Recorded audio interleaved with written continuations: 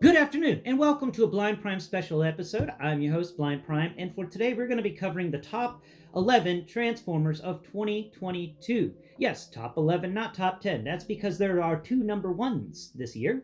Two number ones, you say? Yes, I couldn't decide, so I made it a tie because one of them I thought was like a weird special occasion, and it needed to be kind of set off to the side a little bit, but not diminished in any way whatsoever because it is still pretty cool and awesome.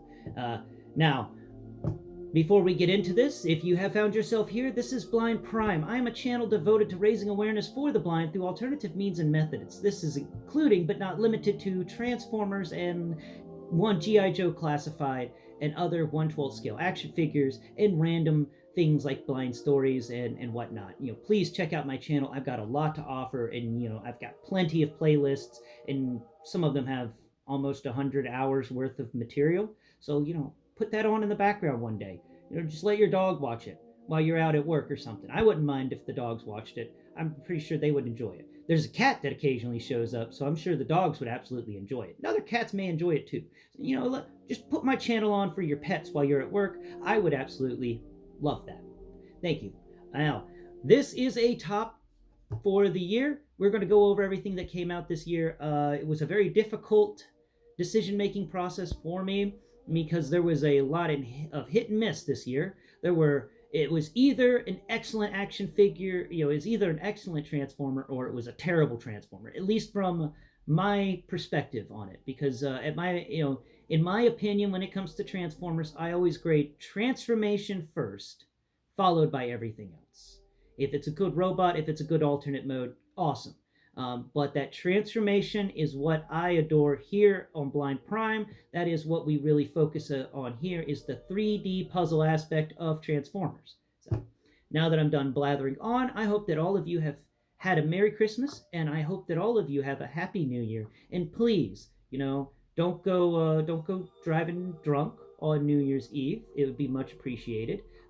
As a person that walks everywhere, because I've got to walk drunk. I would really appreciate it if there's nobody who could possibly clip me on a sidewalk because they're a little sloshed. So you get a little sloshed, just put your keys in the key box and go pass out on the couch with all the cats or the dogs or whatever animals are in the house. Please, be responsible this holiday season. Thank you very much. Now, we're done with all that. Let's get into this Transformers, and we've got number 10 right here. Number 10 in the Transformers is going to be the Core Class Soundwave. Yes, the Core Class Soundwave that came out this year. I thought he was a very fun action figure. I thought he was a very fun little Core Class as well. And I've had him sitting in my little Core Class city with the Titan scale stuff because, as I talked about you before on the show, I believe that the Titan scale and the Core Class scale are pretty much equal. And you can have a lot of fun if you mix those two together, because Titan class rarely scales with Chug, except for the head of Black Zarek for some reason scales with Chug, and the Metroplex from this year. But I did not get the Metroplex from this year. That was way out of my price range. So instead, here's number 10, and it's Core Class Soundwave.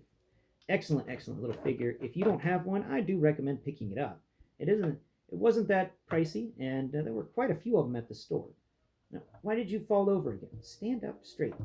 No, don't knock your brother over. Oh my god. Yeah, both of you, you're not even standing up straight, are you? Okay, cool.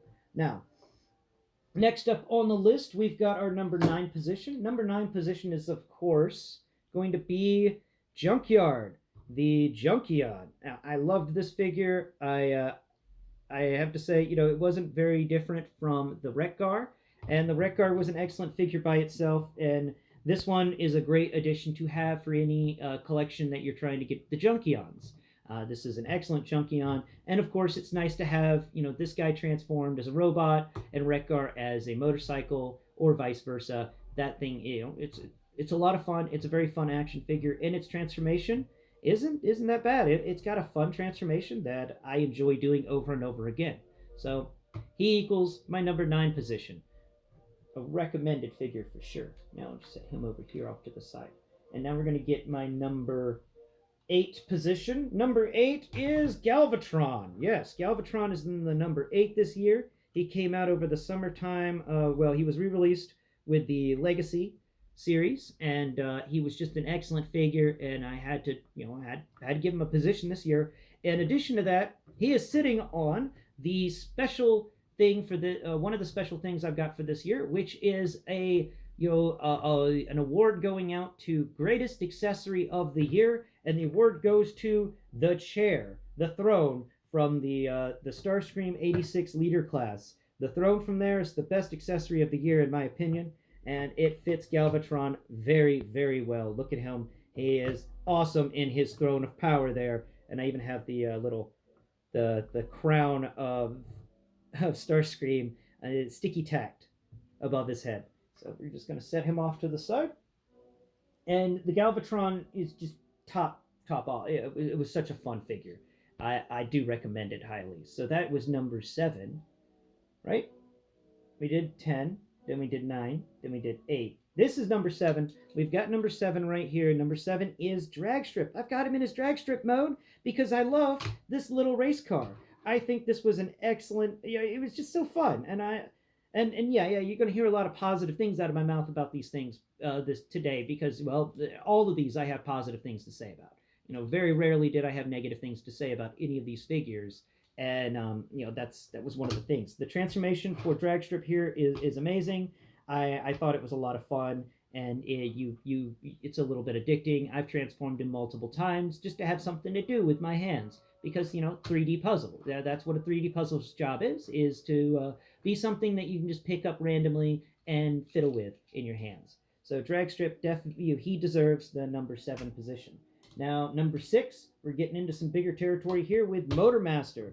Now I also have Motormaster in his vehicle mode because I currently have Motormaster displayed on a shelf with all the other convoy style vehicles, transport trucks that I have so far. And he's over there with Laser Prime, who didn't get into this year's running because he just didn't. His transformation was not nearly as fun and interesting as Motormaster's, which is why Motormaster wins this position. An excellent figure. I do recommend picking up a Motormaster if you can. Find one at a decent price. He is worth that chunk of change, at least in this humble YouTuber's opinion.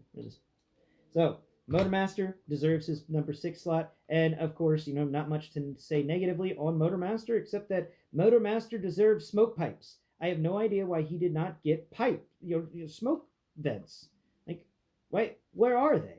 Why doesn't he get little muffler pipes that stick up on either side of the truck? I think that's a missed opportunity, and I do want to know why he doesn't have those. And if there's a way to use the other weapons from the other vehicles in the Stunticons to possibly combine them together to make him some smokestacks. But that would be my question and kind of negative on Motormaster and why he didn't get any higher because no smokestacks. You got to get them smokestacks. So now we're getting into the top 5. Yeah, guys, the top 5. Now let's figure out which one of these was the top. Was supposed to be number 5. Where's number 5? Where is he? Is he over here? Are you number 5? No. You're number 5. Ah, Bulkhead. Bulkhead is number 5. Bulkhead's transformation is a lot of fun, though it can be annoying in that spot where you have to move his arms up and you have to get some panels to move that sometimes don't want to move right. I kind of accidentally took off his little wheels. I've got to put them back on whenever I'm setting up for today's video. But that is that is the only real negative to Bulkhead of those little wheels in the back. But otherwise, it's a sturdy figure. He stands well. He doesn't have any gappage. He's got a fun transformation. I enjoyed his transformation. I thought it was really neat that we finally got some sort of, he was the first in a while of a of a semi truck that wasn't a semi truck that carried any trailers, which is the logistics vehicle. We would get the convoy trucks that carried the 18-wheeler kind of cabs and those things, but this guy isn't one. He's a deuce and a half or a 5-tonner, and it shows. He's an excellent figure. I loved him. His transformation is quite fun. He came with some neat accessories, especially the boulder hand, which I have some on somebody else right now. I couldn't find it. It exists. It's just somewhere in my collection at the moment. But he definitely deserves the number 5 position. Now, who gets the number 4, you may ask? Who gets number 4? why number 4 is going to go to Blaster. Yes, Blaster from earlier this year. Blaster is an excellent. He's from the last line of Kingdom and the first line of Legacy, like Galvatron. And Blaster here is just. I like the little opening thing. His little opening hatch for the cassettes. He's a little jukebox or a little boombox, and he's got that articulated finger. I wish it was articulated. It just kind of sticks out, but you can use it to tap on the eject button so you can knock out rewind. I think that's really cool, and I have to say, this was a figure I was looking forward to getting, and a figure that I'll have the G1 version, which is massive, and I always wanted a really nice Blaster. He was one of my favorite characters, especially in the movie. No way two can play was one of my favorite lines in the entire movie, and Blaster's the one that says it. So Blaster deserves um, number 4. Now we get to the number 3 position. Number 3 is going to go to Studio Series 86 Ironhide, because Studio Series 86 Ironhide is the Ironhide that we've all wanted. At least I've wanted. This is the fun Ironhide. He's awesome. I do like how it is a little annoying that this thing on his back doesn't clip into place, but it also is kind of neat to give you differing ways of Ironhide's backpack. You can squeeze it up a bit more or something like that. But he's got a lot of good posability. He is a fun figure. His transformation is very, very well complicated and not complicated. It's intuitive, but at the same time, you got to do some things at proper times. It's an engrossing transformation. It definitely makes you think, and it's a fun guy. He's a fun guy all around and worth his number 3 position. He is definitely the Ironhide that we've wanted for a long time. Now we're getting into the number 2 position, and number 2 is going to be G-Axis. I liked G-Axis. I liked G-Axis a lot. I enjoyed G-Axis's transformation. It was a fun transformation. I liked having this crazy spaceship thing with bat wings. It's weird. Uh, he's got posable hands. His hands can open and shut, which is really nice. And he's got a lot of good articulation on him. And yeah, there's no end of the good things to say about G-Axis, and he may, I kind of voted for my number 1 spot to be best of the year in Hasbro, but G-Axis would definitely have been my second choice. It's a top category action figure, and if I had watched the G2 series or read the G2 comics or knew anything about G-Axis before getting this toy, then maybe I would have more positive feelings about him. But nonetheless, it is a just top quality transformer. Only problem is one of his legs is really loose. Like the other one's nice and tight, but this one's just super loose. Anyway, we're gonna set him off to the side, and we're gonna get to our top 1. Now here's where the part comes into play. You guys are probably thinking one of my ones is a 1, but it's not going to be the one you think. Now, this is number 1 for the year, the Studio Series 86 Sludge. And Sludge here is, of course, just the Brontosaurus, the Brachiosaurus, Brontosaurus. I can't remember which one was proven to be real or which one was proven to be fake. It's a B-saurus, long neck dinosaur, if you will. It's got great posability in that head. The biggest negative was that he had the same exact problem the other one did from G1, and that's that his head just like to pop forward randomly. You really got to shove that in there to get it stuck. I really dislike the fact that they didn't put anything there, but I wanted to show him off in his dinosaur mode because I did enjoy the dinosaur mode a lot. I love the robot mode. The transformation was very fun. It's just a big, sturdy, blocky dinosaur, and I've always wanted him. All right, yeah, I got the G1 version years and years ago as a present from my younger brother, who knew I've always loved the original Dinobots, but it's the long neck dinosaur in particularly that I had just been looking forward to getting him in the Stegosaurus. So hopefully, Hasbro gives us the Stegosaurus next year. I really won't snarl, and that would just give us bonuses. Oh crap! did I get the names confused? Is Snarl the Brontosaurus and Sludge the Stegosaurus? Hmm. I can't really recall, but I can recall that the spikes on the tail of the Stegosaurus are called thagomizers, and that's because of the late great scientist Thag and his getting too close to one of them one day. So let's move away from our number one position to get to our Grandmaster number one position, and many of you probably already know what's going on here. Um, we've got, of course, the most looked forward to figure of the year. In my opinion, the figure that everyone was talking about over the past few weeks, the figure that's got both negatives and positives, but for the most part is a big negative. I'm talking victory-saber. Yes, victory-saber wins the coveted Grandmaster position winner for this year, and that, he was an excellent figure together. Now, Victory Leo is going to be in the worst figures of the year, honestly speaking, because the amount of hype behind Victory Leo and then discovering that his transformation was so terrible, not really one of the upsides to that figure. I disliked that a lot. Star-Saber came out and saved it with an excellent transformation that was a lot of fun, brought back memories of other things. I appreciate the sci-fi aspect of Star-Saber. I just think that Victory Leo's transformation is just kind of crappy. But Victory Saber, on the other hand, is awesome giant robot, and definitely is going to be in my collection for a long time.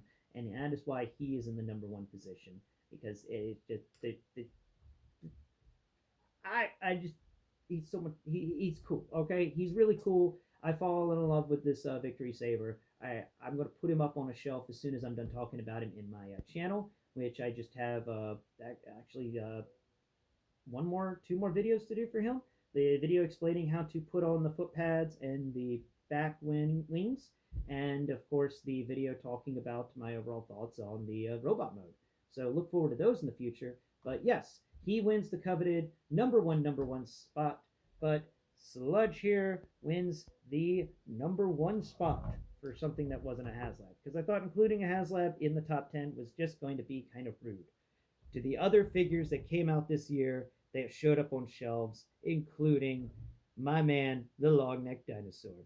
Thank you for watching, and please tune in next Prime, where we will be going over Victory Saber and Bone Crusher, as well as the third Summers brother, Havoc. Thank you for watching, and please tune in next Prime. Bye bye for now.